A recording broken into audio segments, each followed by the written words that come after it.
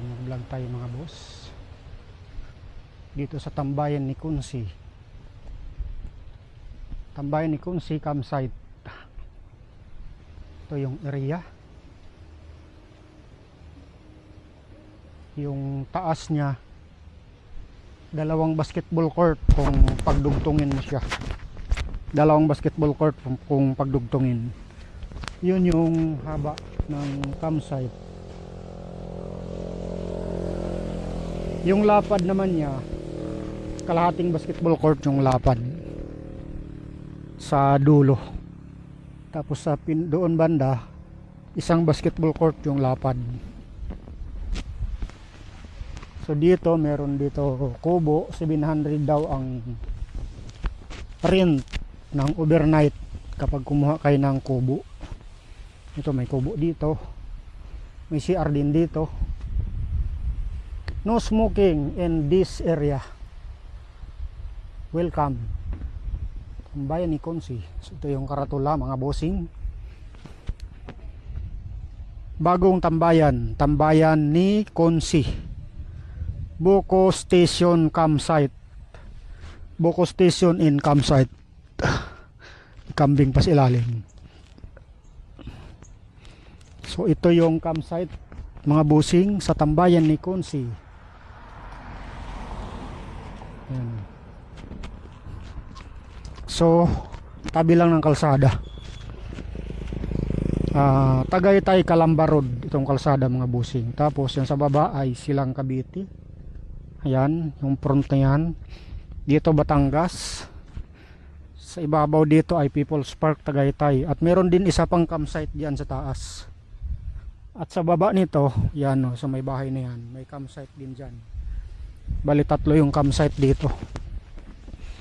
Tapos dito Laguna na.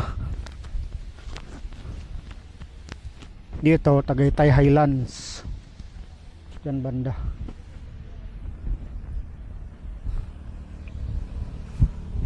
So dito may CR dito. At meron din CR doon sa pinakabahay ng may-ari. So ito magandang kubo, may lababo pa. May kubo na bahay at meron ba siyang terrace. Parang pinaka balcony. May lababo. So tamang-tama yang kunin sa magpamilya na mag-camping. Sa baba, meron ding kubo sa baba. At meron din parang tree house. Sa baba parang tree house. Ito may kubo din. So medyo naambon. Medyo naambon siya.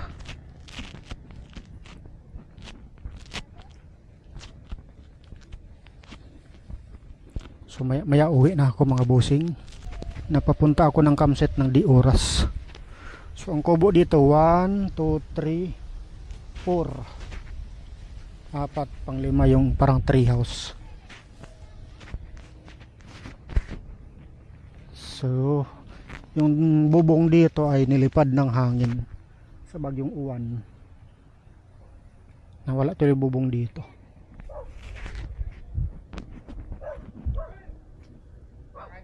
Sige, ilipat ko lang yung motor.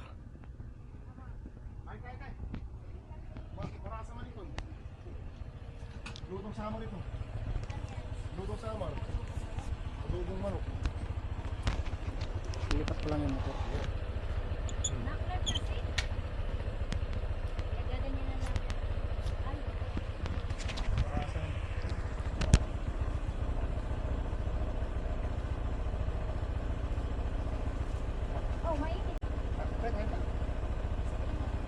Sir ko.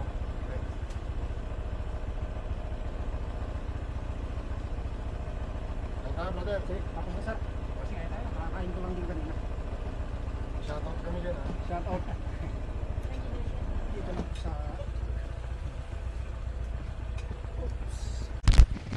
So ito yung isa pang kubo.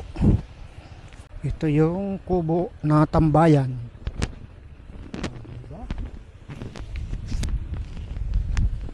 Sa baba may kubo. 1, 2, 3, 4, 5. Sa baba bangin na. Ayun, oh. Ayan na naman ang ulan. Marami din pala kabahayan sa baba. Oh. Nako, baka kailangan ko nang umalis. Ayan ang ulan.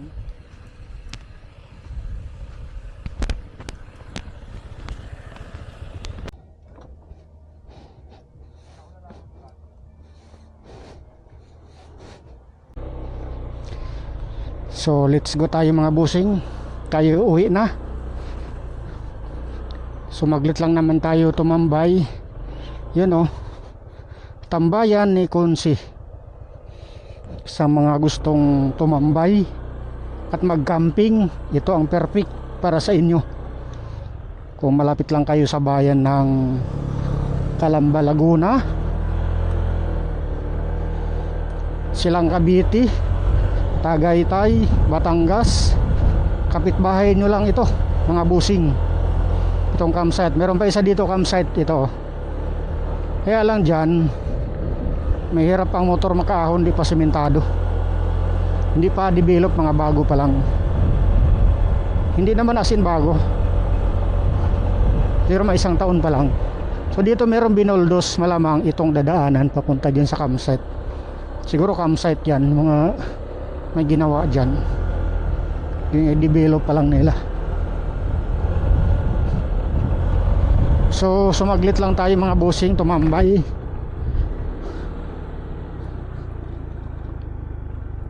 Hindi tayo mag overnight camping kasi wala tayong dalang tent. So yan ang People's Park Tagaytay mga busing.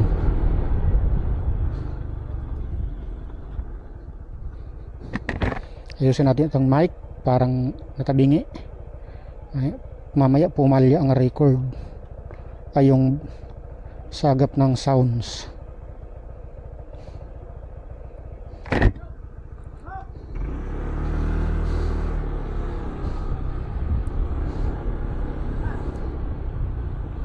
So yan ang People's Park Tagaytay mga busing. Marami ngayon tao dyan kasi linggo ngayon. So sa sunod na tayo pupunta dyan. Uwi na tayo sa bahay para makapag-edit tayo ng video. Dito naman Tagaytay Highlands, itong left side. Ang mga nakatira dyan ay mga, sabihin na natin, mga may kaya sa buhay, mga may sako-sakong pira. Tayo wala, tayo ganun.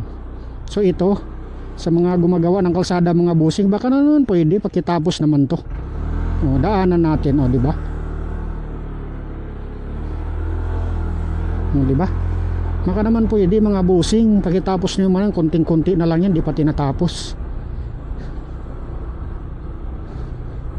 Lahat ng dumadaan dyan, mga taxpayer, tax ng bayan. Baka naman pakitapos naman, kaiksi-iksi na lang eh, hindi pa tapusin. So ito mga busing, baka naman pwede pakitapos naman, kaiksi na lang, di pa tapusin. Doon sa baba, sa may barangay Mabato, Calamba, Laguna, meron pa doon, medyo mahaba pang rough road doon, hindi pa tinapos. Matagal ng panahon yun, hindi pa natapos. Isa ito sa kasali sa corruption siguro, kaya hindi natapos. Sa palagay ko. Tsaka ito yung pinagputulan ng semento, ay pinagputulan ng poste. Semento dapat may butas eh, kasi dati yung poste ng kuryente nasa gitna, pinutol na. Problema, hindi nila tinapalan yung butas ng semento. So ito na yung mga busing, ang Dapdap East. Ito na mga busing, ang Dapdap East. So dito mga busing, wag lang kayo kumpiyansa dito tatambay. Di mo masabi panahon, bigla mag landslide. So ito Dap is, so dito tayo mga busing, tayo pa uwi na.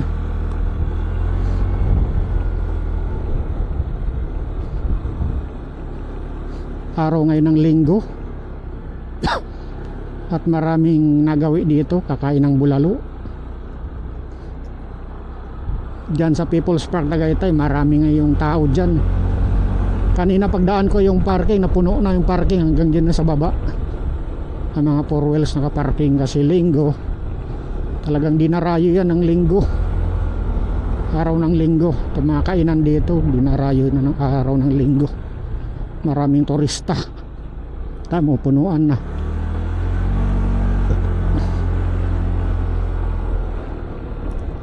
Pagka gusto mo kasi ng sariwang hangin at maulap na bundok, hindi mo kailangan pupunta ng Baguio. Lapit lang sa Metro Manila, papunta dito sa Tagaytay. 1.5 hour o 2 hours lang marating ka na dito kung galing kang Manila.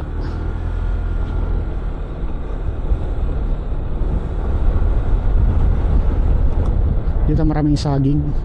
Senyorita yan, saging na yan maliliit. So tayo ay pauwi na mga busing. Hindi na ako dadaan ulit sa trabaho kasi alanganin na. Alanganing oras na. Wala nang customer din ngayon eh, nasa rally ang mga tao.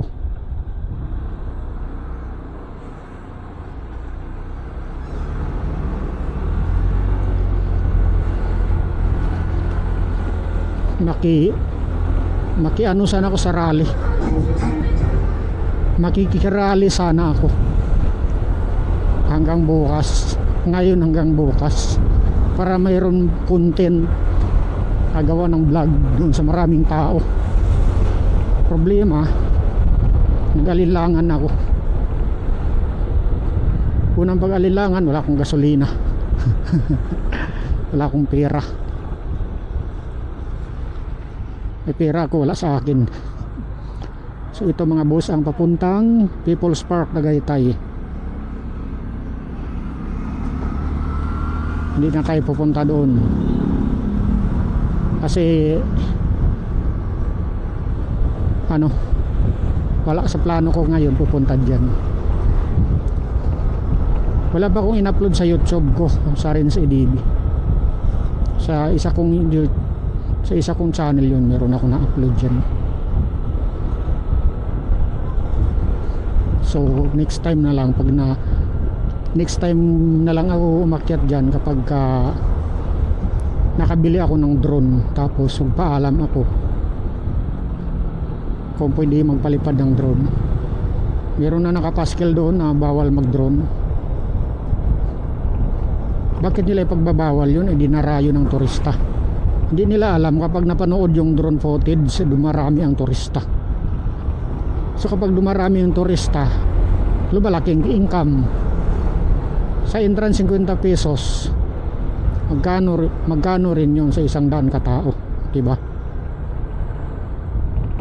Pira pa yung entrance dun sa parking, 20, bali 70 pesos dyan eh. Unang bayaran mo dyan, parking fee 20, entrance 50, bali 70. O sa 100 katao, magkano din yun? Buti kung 100 lang katao tuwing linggo ang nagawi dyan, Lunes hanggang Sabado, Lunes hanggang Linggo, kahit araw ng pasok ng trabaho, meron pa rin nagawi dyan eh. Kasi maganda pumunta dyan pagka araw ng Lunes hanggang Biyernes, hindi crowded. So meron sasakyan sa ating likuran na medyo matulin, paunahin natin yan. Kaso meron sa unahan bukyo. Tatabi tayo ng bahagya para mauna siya. Problema, sa unahan ay meron bukyo. Hindi rin siya makauna. Itong bukyo kasi dapat sila ganyan, hindi sila sa fast lane. Naka fast lane siya eh.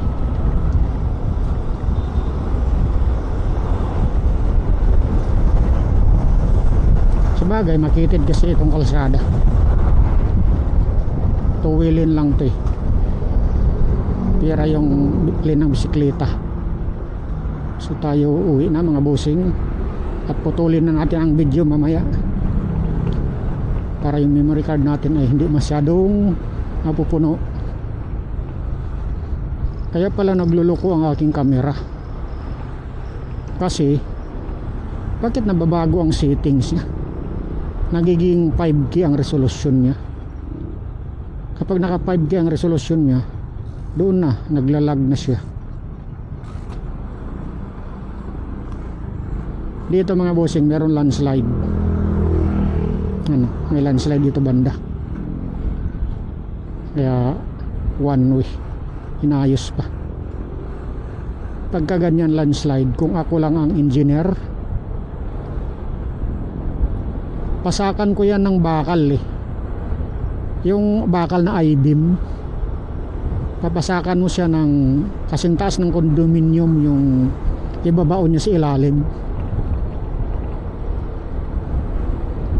Tapos ano siya, yung dikit-dikit,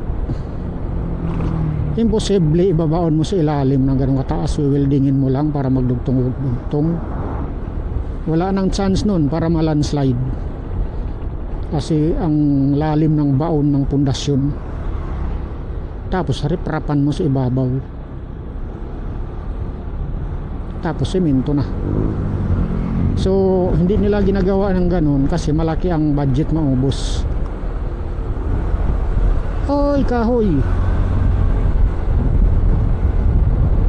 Pero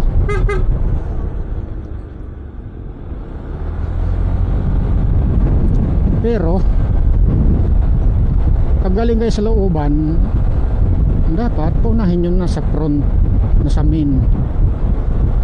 Pasensya na mga bossing, kasi kami nasa main kami.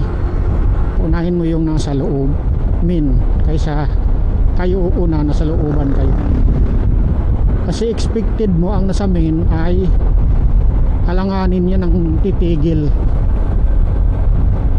na nakabulo siya ng bahagya. So kailangan mo paunahin. Pag nakauna na siya, dahan-dahan ka na ngayon. Kasi kung galing ka sa looban, diretso labas ka, prone sa accident yun eh. So ganun ang mga defensive driver. Huwag ka agad lumabas. At ikaw naman nasa main highway, magdahan-dahan ka, just in case na dumiretso yung galing looban ay safe kayo pareho. So tayo kakanan dito mga bossing, dahil pa uwi na tayo sa bahay mga bossing. Maganda yung kalsada dito mga bossing. So 361, 6.88 liters. So ganon ang diskarte mga bossing. Pag nagpagasolina kayo, huwag sabihin nyo pipindutin yung butal na centavos, kasi alam nyo sa mga gas station mga bossing, yung mga centavos na yan mga boss, kunyari 15 centavos yung, kasi yung centavos mga bossing, kapag 1,000,000 katao, kalating milyon na yun kung 50 cents, tapos ni-run off sa piso. So ihi muna tayo.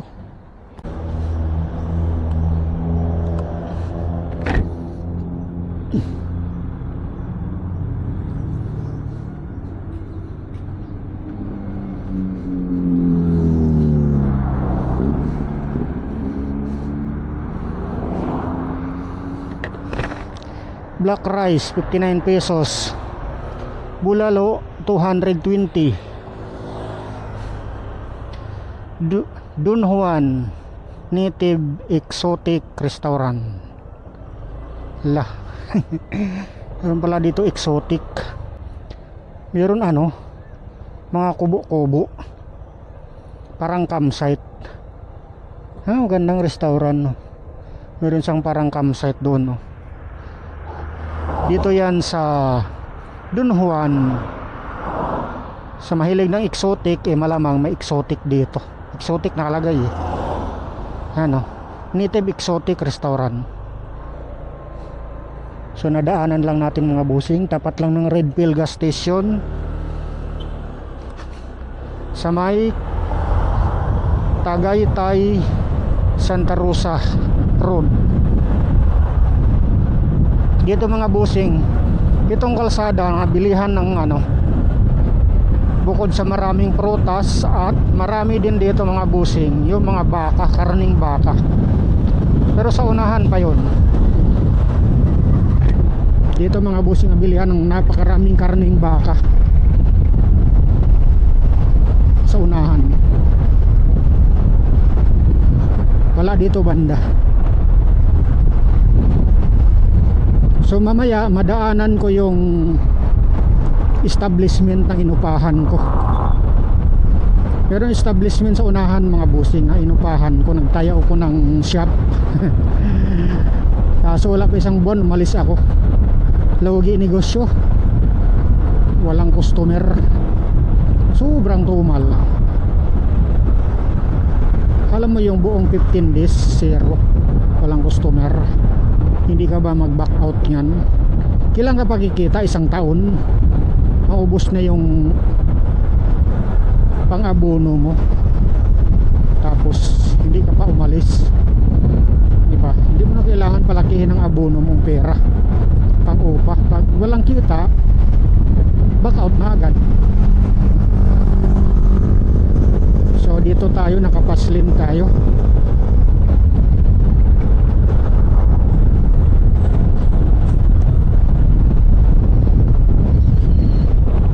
Ano kaya dyan? Malalaman lang yun sa Google Map pag tinignan mo sa Google Map. Pag may mga curious kang ano, nakikitang bahay, pag tinignan mo sa Google Map at inis ako pag nabubulol ako.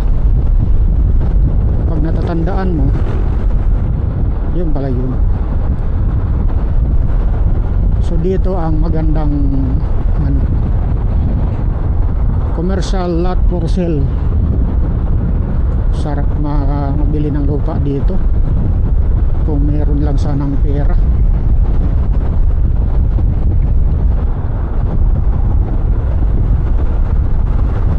Sa Facebook, malaki ang kitaan sa sahod sa Facebook.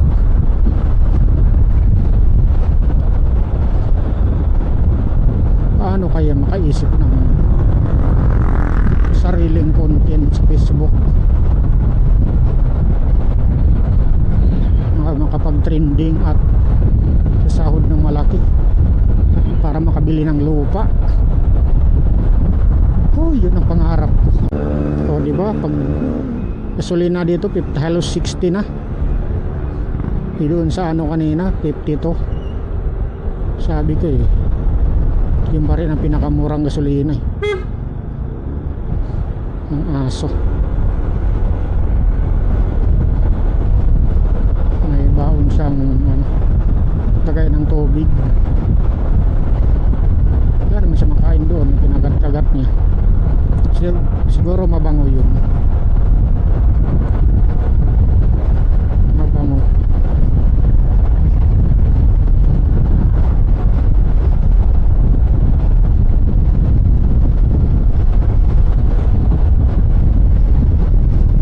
Dito tayo kasi naka-fast lane tayo. Mahal pala mga walis dito. 300.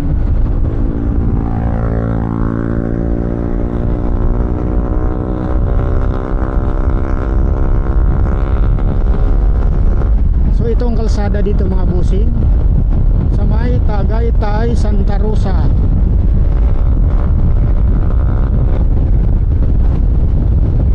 Tagaytay Santa Rosa Road. Maganda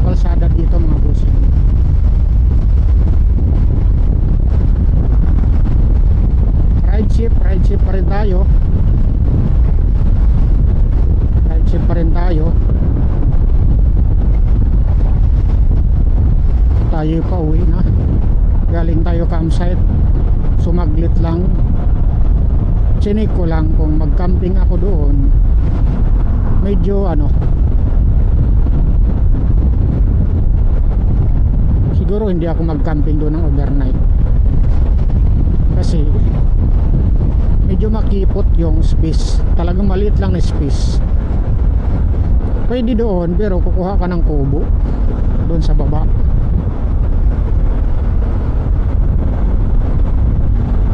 Kaso tulog ka, yung motor mo naiwan doon sa ibabaw,